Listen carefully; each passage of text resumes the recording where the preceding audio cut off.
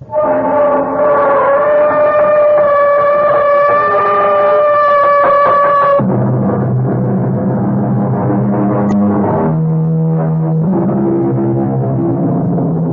in. Welcome. I'm E.G. Marshall, your companion on these journeys we take to the outer boundaries of the unknown. Perhaps the greatest unknown of all is not what exists out there in the nether regions of distant space, but that which beats constantly inside each of us, the human heart. The human heart. It's both a tangible physical organ and also a mysterious, incomprehensible force.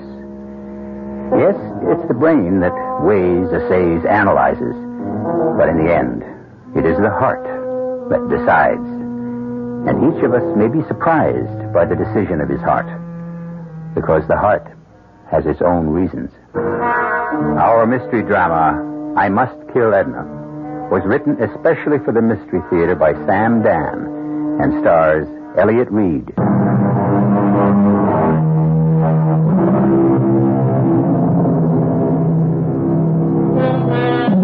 We are commanded by laws, both human and divine, to tell the truth. But what is truth? If sages, philosophers, and saints have disagreed, what hope is there for us ordinary, modest folk? The ancient Romans actually exempted certain areas of human behavior from the truth. For instance, you didn't have to tell the truth about love. And a famous saying of the times was, the gods laugh at the lies of lovers. And talking about love, we now arrive at that delicate balance of falsehood and truth, from which is drawn all of love's nourishment and sustenance. And to a consideration of Chester Masefield, a lover par excellence. When Chester said to Edna Morrissey, "I love you, darling," he was telling the truth, as he saw it, and felt it, and wished it on that particular day. But let the story tell itself. You must listen to me, Edna. Darling. Yes, darling, my darling Edna. Chester. No, don't tell me to stop. Be sensible. Why should I be sensible? Because... Why should I be sensible? Why be prejudiced against me? Who else in this mad world is sensible? Chester, please be serious. My darling Edna. You live in a universe filled with fools and madmen. Oh, Chester. No, you must permit me my say. But a marriage between you and me, it's impossible. Why? We've been through it. Why? I'm older. This match was arranged in heaven. I need an older woman. You need a younger man. I don't need a man who will... How do you know? You never had one. I had to say that, Edna. Why? It isn't true. I've been married. To whom? To a dried-up, decrepit, doddering Chester. He was a soul of goodness. The spirit of generosity. I'll give him all that. But he wasn't much good for a woman. Certain things are more important than the fleeting physical attraction. Darling Edna, you can say what you like, and you can like what you say, but it's a life. We human beings were made for one thing and one thing only, and that's love. Oh. Everything else merely fills the rest of the time. Oh, Chester, can't you ever be serious? I'm always serious. I'm tending to the serious business of life, which is love. You're the frivolous one, frittering away your time with all sorts of ridiculous projects. Oh. I believe you call them good works. Surely even you must be aware that there are people who are starving. Ah, but I'm wise to you, darling. I know why you engage in these frenetic philanthropies. Do you? You're only trying to whitewash your father. My father was kind and good. To you alone in all the world, but he sweated and swindled and stole his fortune from the poor, from the helpless, from the ignorant. That's a vicious... Now, careful, don't say lie. But that was a long time ago, and nobody cares. No one remembers. You don't have to give it back. Oh, Chester, what am I going to do with you? Marry me. But it simply doesn't make sense. Darling, please stop objecting so much. Come here. Oh, Chester. You see, my darling, nothing could ever be more important than this. Do you agree? I'm not sure. Let's try it again.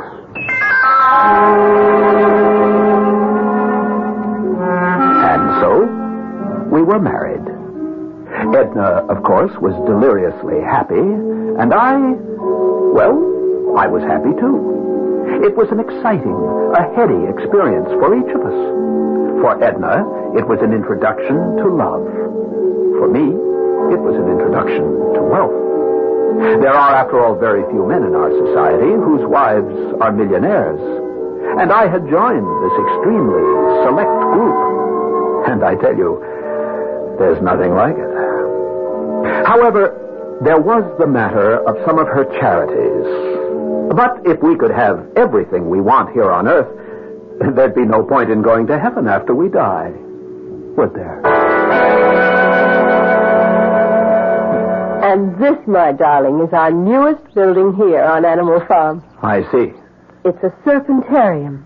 A what? A serpentorium. A house of snakes. How fascinating. Yes. Poor, maligned, and misunderstood creatures. Come. Would you like to see them? Well, Oh, they're all secure behind glass. In that case...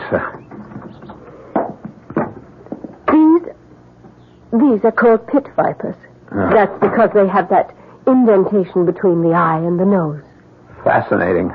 These are all rattlesnakes and copperheads. Charming creatures. They are. Lovely, graceful, elegant. And yet mankind will soon exterminate them completely. Now, darling, is that bad? Oh, my dear, you're such a barbarian. I love them. They're beautiful, cool, and pleasant to the touch. My dear, you don't touch them. I've been told that they won't harm you Yes? if there is neither hate nor fear in your heart. Is it all right if I never touch them? Oh, Chester, darling. I know you're laughing at me. I'm doing no such thing. I believe everything you're telling me. You lie so beautifully. You think I'm a nut. And all these activities of mine... Oh, I approve of them completely. They bore you stiff. No. As a matter of fact... I didn't marry you in the hope of changing you. Why don't you drive to town today? Have lunch at your club. Do something you like. And you'll come back refreshed. Are you sure you can spare me? No. But I'll get through the day. Somehow. Chester Macefield. Why, it's Fred. I thought you'd given up the club for good. I've been in the country these past few months. Join me for lunch? Of course. I understand congratulations are in order. Thank you. Here, she's a lovely woman. Thank you again. And money doesn't hurt either. That is a low blow. There are no low blows among old friends, only bitter truths. She's 50, and in what we could consider the soft September of her beauty. I'm 40, and I've decided to retire. From what? From love. From love? Precisely. Well, how does one retire Ever from since love? I found out that we were boys and they were girls, love has been my occupation, my preoccupation, my profession. Other men would say, I'm a doctor, I'm a lawyer, a banker, but I would say, I'm a lover. Well, I suppose you were at that. Now I realize that love simply does not exist. It's a snare, a delusion, a swindle. This from you, Chester the lover? The oasis of love is merely a mirage. I will no longer pursue it. But it was always a lie, a lovely lie. Well, since love doesn't exist, I've decided to settle for happiness. You sound as if the two are mutually exclusive. Perhaps they are. Mr. Caswell? Oh, my goodness, I had forgotten all about you. The doorman said you'd be in the dining room, and I said, well, I don't know if I should really interrupt Mr. Caswell when he's discussing important business. Have you had your lunch? Well, An aspiring young actress should never turn down a meal. Even if you had lunch, eat again. You may be out of luck tomorrow. Oh, really, Mr. Caswell? You're so kind. Yes, I know. Chester, this is Sue Ellen Quackenbush. Mr. Macefield, Sue Ellen. Hello, Sue Ellen. Are you a theatrical producer, too, Mr. Mason? No, he can't do you any good at all. Turn it off, Sue Ellen. Oh, isn't he terrible, Mr. Mason? Her father saved my life before she was born. A couple of wars ago. Now this one wants to be an actress, so he sends her to see me. For old time's sake, can I do something? Well, he did save your life. Still, it's too much to ask in return. But you are a famous producer, Fred. Oh, what am I going to do with you, Sue Ellen? She's a lovely child, but she can't act for beans. I'm not a child. I'm 23. Let's order lunch. Now, what would you like, Sue Ellen? Well, what is this? Beef bourguignon. Did I pronounce that right? I took a year of French in high school. She looked up from the menu as she spoke, and her eyes met mine. And the very words I had spoken but a few moments before exploded in my brain. That sudden, stabbing shock of recognition when the heart is fatally, but oh so sweetly wounded by a woman's glance. Is this how it happens? Have I been stabbed finally and at length and for the first time in my life by a provincial schoolgirl struggling with French words on a menu? And le soup onion avec croquant and fromage and the calf au lait.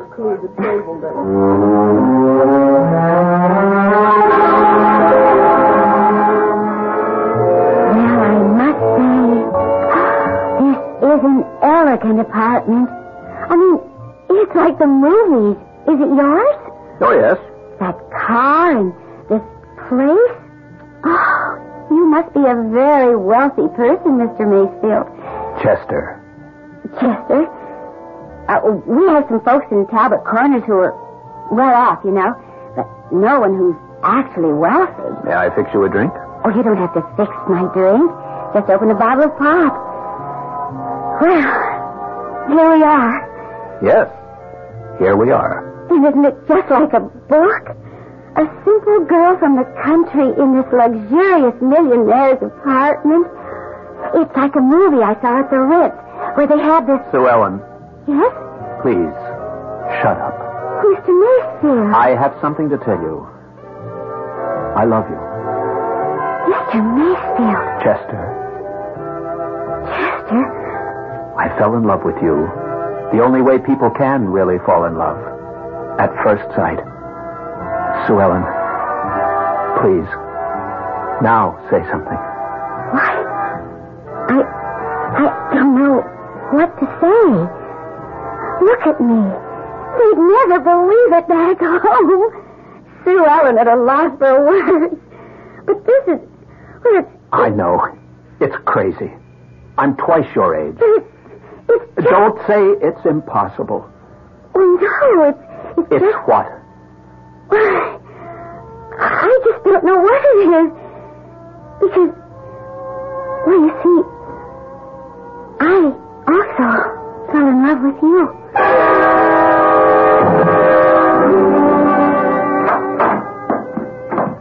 Hello, darling. Am I late for dinner? No, dear. As master of this house, dinner must wait your pleasure. I'm starved. Say, did I see Hallowell's car on the road? Yes, I'm sure you did. What was he doing here? I wanted to sign over some property to you. Oh, now, darling. Oh, not very much, just some income. So that you don't have to ask me for money. I think it must be embarrassing for a man. Oh, darling, I don't think it's right for you to... Nonsense. Tell me, did anything interesting happen to you in town? No. It was a rather dull, boring, prosaic day. After all, I wasn't with you.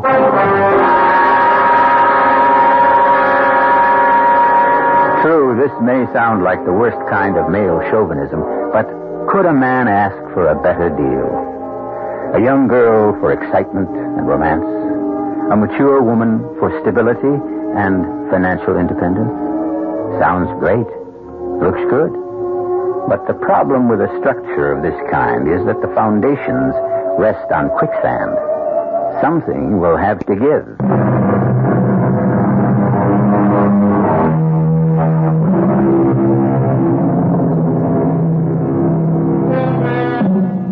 For some people, life is a quest, a pursuit of a goal. There are those dedicated souls who search for the great truths of science, of medicine, noble spirits who strive to make the world better for their having been here. For years, Chester Masefield has also been a seeker, but his aim has been far more modest. He has been looking for love, for someone he could adore with his heart and soul. Well, aren't we all? And Chester finally found her. And as you can imagine, Chester is deliriously happy. However, there are lucid moments when Chester is reminded of the fact that he is a married man. But you could get tickets, Chester, honey. Sue Ellen, that isn't the point. Oh, it's such a good show and all, and the acting is, well, it's just marvelous.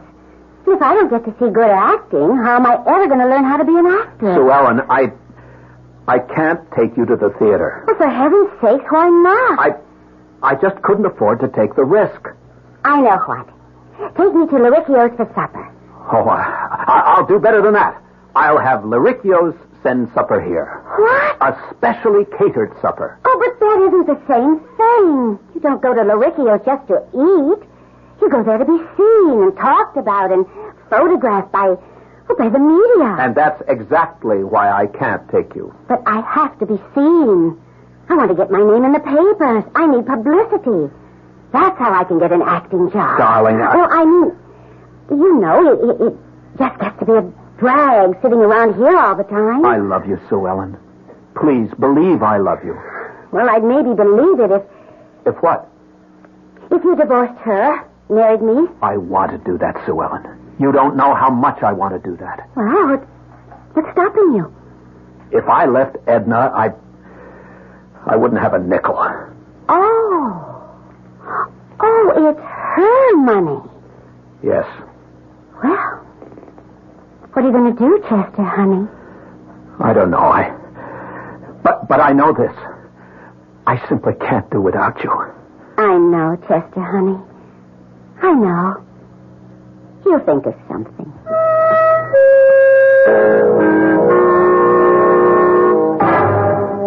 Morning, Mr. Masefield. Oh, good morning, Arnold. Have you seen Mrs. Masefield? Yes, sir. She's over at over Snake House. Yes, thank you. Yes, sir. Sure goes for them snakes. I mean, I've been working for that woman. It must be 20 years now. I've never seen nothing like this. What do you mean, Arnold?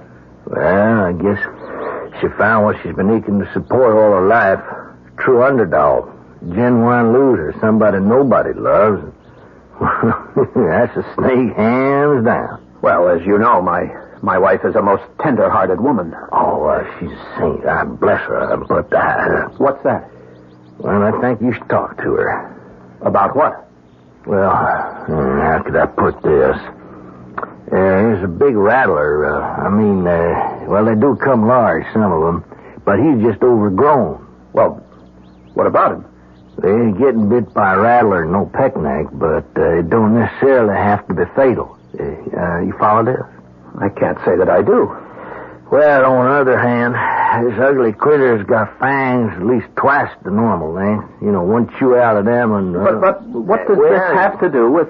She's taking a fancy to this varmint. She says to me, oh, Arnold, he's so beautiful. If only I could pet him. So, well, maybe you better talk to her. Maybe I'd better. Yeah, well, after all, she's the only woman.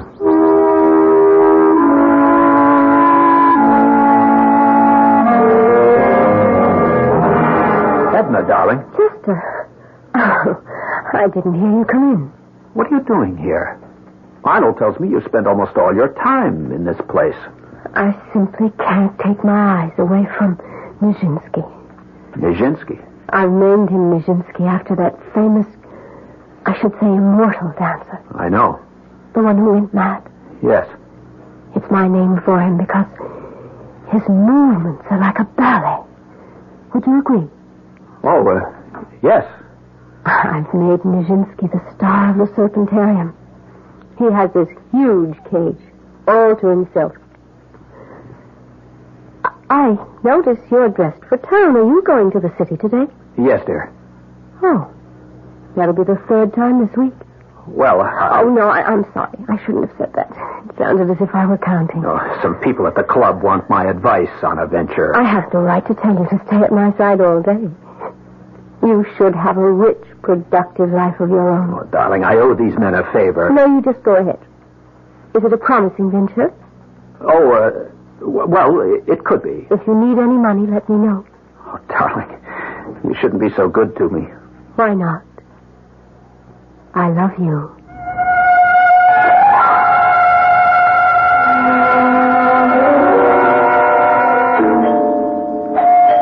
Come in, Angel. It's open. Darling! Oh, it's you. It's Chester. Well, of course, Chester. Oh, that's a stunning outfit. You didn't have to get all dressed up for me. Well, I couldn't very well call you at your home now. Could I? I mean, what could I have said? Well, why would you call me? Well, to tell you that I couldn't see you tonight. What do you mean you couldn't see me? Hey, baby, it's the man himself. Oh. Perry Wilson, I would like you to meet Mr. Chester Mayfield. Oh, how do you do, sir? How do you do? Perry Wilson is the son of Angus Wilson, who's my dad's dearest, closest friend back home in Talbot Corners. Well, Perry and his mother and dad are here in town, and they want me to have dinner with them at the hotel. Sort of like old times at home. Isn't that right, Perry? Oh, yeah, dinner, and, afterwards we're going to play bridge. That's right. But you can't be my partner, Perry. You always get so mad when I forget which is trump. It's really only a game, and you make such an issue about it. I don't know where you get that flightiness from, Sue Ellen. You know, your folks are such serious people. Shall we be going? Mother and Dad, they like to be prompt. Yes, I know. Well, Perry, would you call your mother and Dad and say we're on the way? Oh, yeah, sure, of course. It's good thinking. Sue Ellen. I couldn't help this, Chester, honey. I must see you tonight. I'll wait for you here. Oh, but, honey, I don't know Please, darling. Oh, sweetie, it's going to be late. And I'm going to be tired and upset. Because the Wilsons always give me a pain. Especially Perry. He's so conceited. But, darling, We can be together tomorrow night. Tomorrow? Why, that's only just a few hours away. Sue Ellen, I love you. And I love you too, Chester.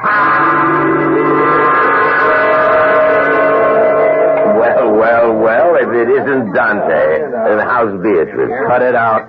Mind if I sit here? You're a member of the club. What are you doing dining alone? What's that smirk on your face? Oh, I don't know. These May and December romances always inspire smirks, leers, winks. What are you talking about? Miss Sue Ellen Quackenbush. I understand you see quite a bit of her. I'm interested in her career. A fatherly interest, no doubt. She's a talented young lady. Yes, and her talent seems to be in getting men interested in furthering her career. Chester, you're talking to me. See here, Fred, I resent... Now, drop it. I thought we were friends. But if you want to fill the time with trivia, let's talk about the weather. Fred. Chester, I remember what it's like to be 40. The age of anxiety. But it passes. I don't know what I'm going to do about her. She's a tough little cookie. Now, see here. Okay, let's talk trivia. Chester, people are beginning to talk. I'm not interested in other people's hypocritical notions of morality. I don't care if they disapprove. Oh, they won't disapprove. What they will do is worse. They'll laugh. You're starting to become a ludicrous figure. I know. Now, you can't afford that, not you, Chester. Thanks, Fred. Thanks. That's what friends are for, no?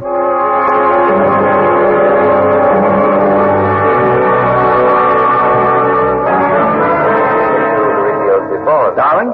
Chester, I thought you were staying in town. Oh, a change in plan. Oh, what happened? Didn't turn off the television. No, leave it on. Oh, I just became bored with the city and decided to come home. Tell me about your day. Oh, you'd only laugh at me. Tell me about yours. Oh, you'd only laugh at me. Well, I spent the day being hypnotized. Oh? By whom? By Nijinsky. I can just watch him for hours. I see. Have you been here before? What are you watching now? Oh, I don't know. The television was on just while I was reading. I think it's one of those celebrity programs. Oh, it's at Loricchio's restaurant. Have you ever been there? It's an old stamping ground of mine. Everybody. Welcome to Loricchio's, where you meet the stars of yesterday, today, and even tomorrow. If you like. And let's see who's here tonight. Oh, who is this breathtaking little blonde beauty? Wait. Isn't In New York, pursuing a career in the theater, from Talbot Corners, Iowa, Miss Sue Ellen Quackenbush. Hi. Oh, I'm so thrilled, and I feel so humbled to be right here in the middle of all these talented people. Have you made many friends here in New York? Well, yes, I've made so many You're so pale. What is it? Are you and Perry Wilson an item? Chester, you're ill. Ray and I an item? Well, Let me that would turn this stupid thing off. Item? Now tell me what's bothering you. Nothing. No, dear, I'm afraid something's very much the matter. Just sit down. I'll get you some water. I'll kill her.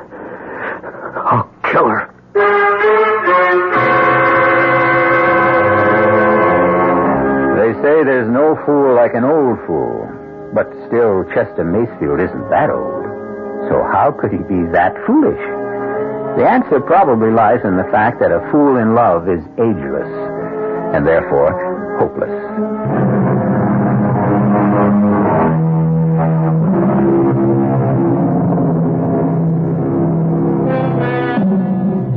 Chester Macefield is speeding into the city with blood in his eye and a .32 caliber pistol in his pocket. Chester Macefield, a man of the world, has been betrayed by a woman, a slip of a girl, barely out of her teens. But she has wounded him, not just in his heart, which after all can recover, but in his vanity, which can never be the same. Chester! You lied to me, Sue Ellen. You lied to me. Now, Chester, honey, I don't have the vaguest notion what you're talking about. I'm so thrilled, and I feel so humble to be in the midst of all these talented people. Oh, that. Yes, that. Well, honey, just what do you think you can do about it? I can kill you. Chester, put that gun away. Back home, everybody has a gun, and we have all kinds of accidents. I'm going to kill you, Sue Ellen. Why? Why? Because you lied to me. And who says I can't lie to you? What am I supposed to do while you're at home making love to your wife? How am I supposed to feel? What am I supposed to think? You want everything your way. Sue Ellen, I love you. Oh, fine, I love you too. But maybe love isn't enough. What do you want? You take that tone out of your voice. Don't you make it sound as if I want something unreasonable. I want what I have a right to want. A man I can be seen with. A man I can be with all the time. I don't want a man who's ashamed of me. But I'm not ashamed. Then take me places. But you know I have a wife. Then turn between us. Sue Ellen. It's your problem. Wait for me. Why? What is going to happen? I don't know. I'll think of something. Please. Well, all right. All right. But I don't want to wait forever. I had the gun in my pocket. I'd rushed out of my house filled with an insane rage to kill. But the moment I saw her, heard her voice, touched her hand, I knew I couldn't. I knew I couldn't kill her. And yet, if I wanted Sue Ellen, I would have to kill Edna. Because, and it sounds so mercenary and mundane, but without Edna's money, I knew that I could never have Sue Ellen. But kill? How do you kill? Murder. Ending the life of another human being. Forever. I couldn't murder Edna. I couldn't. I wouldn't. And yet, as long as Edna lived, I would be forced to do without Sue Ellen. And for me, That would be worse than death. Edna? Ah, good morning, darling. I suppose it's true. What's true? What Arnold tells me, that you spend so much of your time here in the serpentorium. Oh, I'm just fascinated by Nijinsky. I think we're beginning to communicate. You are? I think what he's trying to tell me is, please don't be afraid I mean you no harm. Let us be friends. He says that? Well, no, he doesn't say that in so many words. It's the thought that he's trying to communicate. I see. And he is succeeding. Is he? How can you tell? Because each day I become less and less afraid. Oh? And one day, I just know, I'll walk in here and Nijinsky and I will look at each other and smile. And all the fear will be gone from my heart. And I'll be able to say to Nijinsky, come, old friend, why don't we go walking together? You mean you'll actually let him out of his cage? His prison. Why not? He is being shut up there because of the evil that's in my heart, not in his. Well... It'll be the greatest challenge of my life, the test of how I really feel. And I hope to be ready for it. Do you? When? Why do you ask? Well, so that I will be able to lock you up in your room until the foolishness passes. I don't really know when. It could happen to me tomorrow. Or next week, or next month. Next year. Or never. Oh, I shouldn't have said a word to you about it. Darling, I'm your husband. And I love you. And I love you. But two people can never completely become one. There's always a tiny secret place in the heart that... Well, that's my tiny secret place.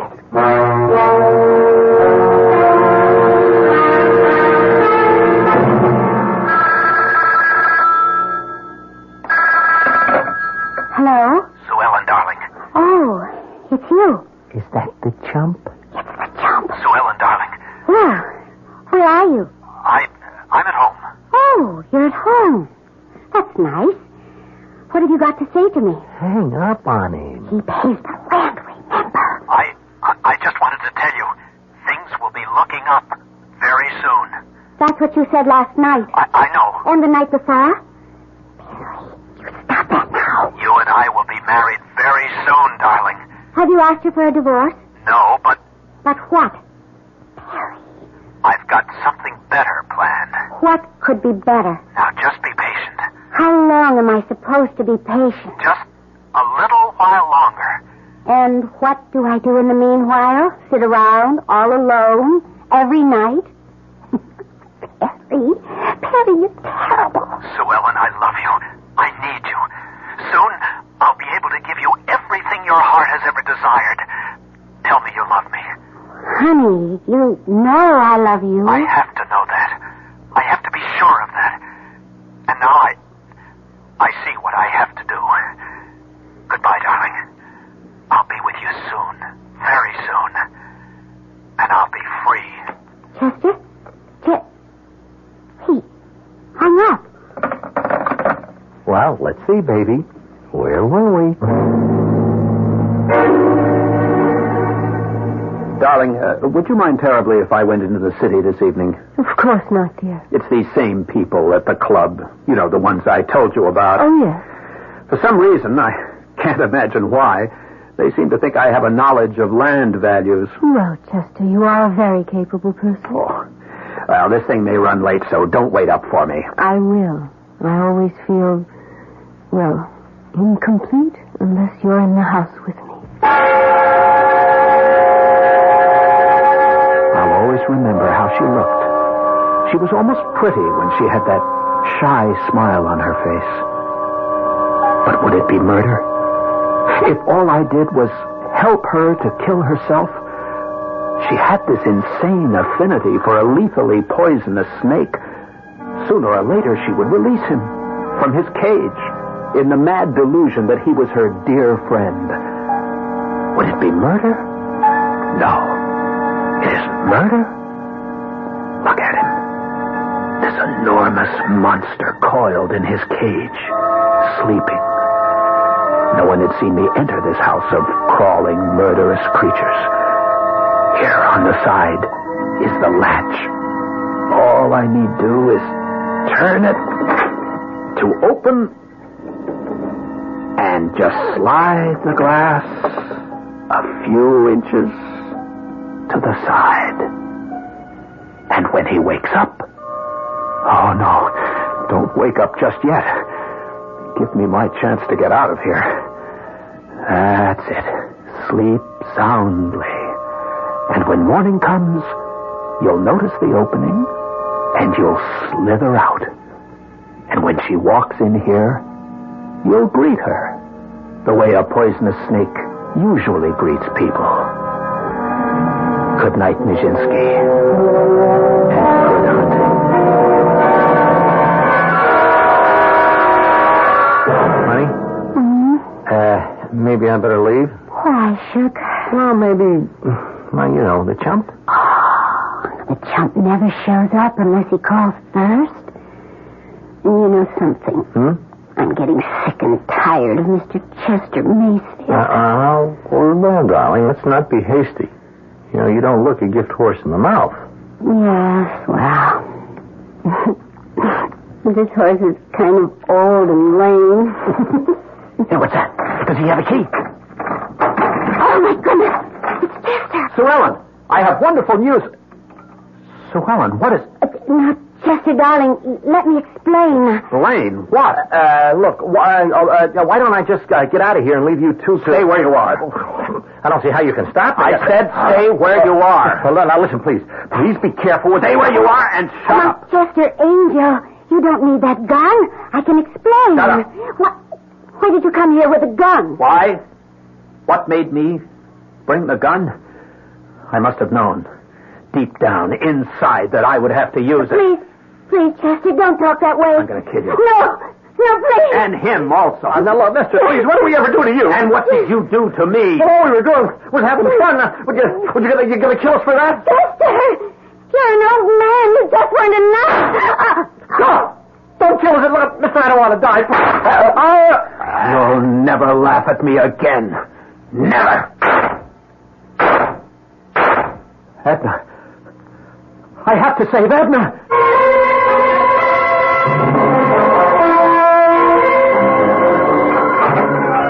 Maybe he's still asleep. Maybe he's still in his cage. I'll just slide the glass closed again and lock the... He's out. I'll have to kill him. No. Empty. Keep away from me. Keep away. I can't move. Why can't I move? Keep away. No!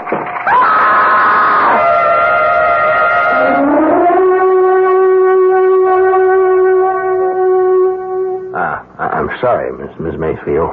Thank you, Arnold.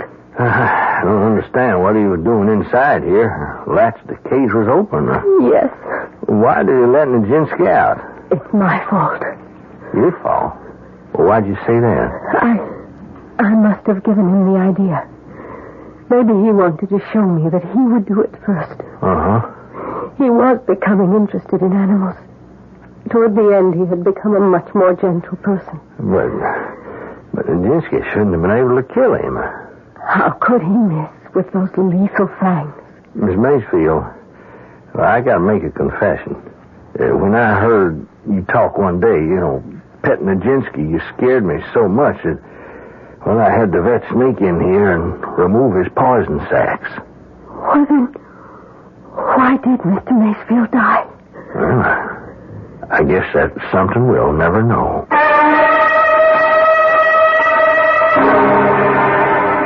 But we know Chester Macefield died because, in so many cases, fear itself is more than enough, especially when it's aided by a guilty conscience. As William F. Cody, better known as Buffalo Bill, used to say, if a man is scared enough of a gun, you can kill him with a blank cartridge. Cast included Elliot Reed, Joan Loring, Leon Janney, E.V. Juster, and Earl Hammond. The entire production was under the direction of Hyman Brown. Radio Mystery Theater was sponsored in part by Buick Motor Division. This is E.G. Marshall inviting you to return to our Mystery Theater for another adventure in the macabre. Until next time, pleasant dreams.